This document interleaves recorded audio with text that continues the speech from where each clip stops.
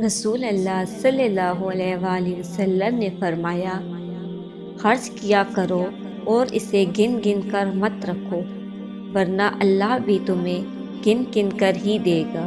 نیز محتاجوں اور غریبوں کو دینا مت روکو، ورنہ اللہ بھی تمہیں دینا روک دے گا۔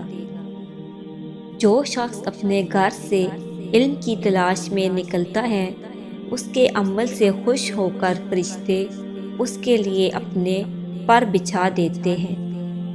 عذاب قبر زیادہ تر پیشاب سے احتیاط نہ کرنے کی وجہ سے ہوتا ہے۔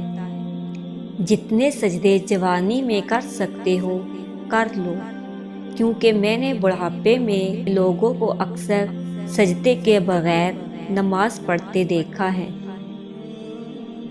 طہارت کے بغیر نماز قبول نہیں ہوتی، اور ناجائز طریقے سے حاصل کیے ہوئے مال سے صدقہ قبول نہیں ہوتا۔ لوگوں کی محبت پانی کے بلبلے جیسی ہے، زیادہ دیر نہیں رہتی، لیکن اللہ کی محبت آب حیات ہے، امر ہے، کبھی نہ ختم ہونے والی۔ دل کا اچھا ہونے سے بہتر ہے زبان کا اچھا ہونا، کیونکہ لوگوں کا واسطہ سب سے پہلے آپ کی زبان سے پڑتا ہے۔ دل تک تو کچھ لوگ ہی پہنچتے ہیں۔ رتبہ عورت کا کتنا بڑا رکھا ہے رب نے، رحمت بن کر آتی ہے اور جنت بن کے جاتی ہے۔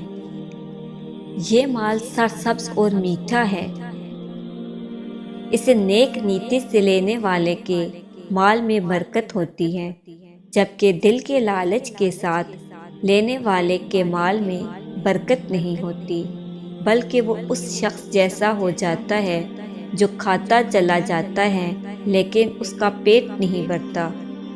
حضرت انس بن مالک رضی اللہ عنہ بیان کرتے ہیں کہ ایک بوڑھا آیا اور نبی کریم صلی اللہ علیہ وآلہ وسلم سے ملنا چاہتا تھا۔ لوگوں نے اسے راستہ دینے میں دیر کی تو نبی کریم صلی اللہ علیہ وآلہ وسلم نے فرمایا، وہ شخص ہم میں سے نہیں جو ہمارے چھوٹوں پر مہربانی نہ کرے اور ہمارے بڑوں کی عزت نہ کرے۔ ہمدردی وہ زبان ہے جسے بہرے سن سکتے ہیں اور اندھے دیکھ سکتے ہیں۔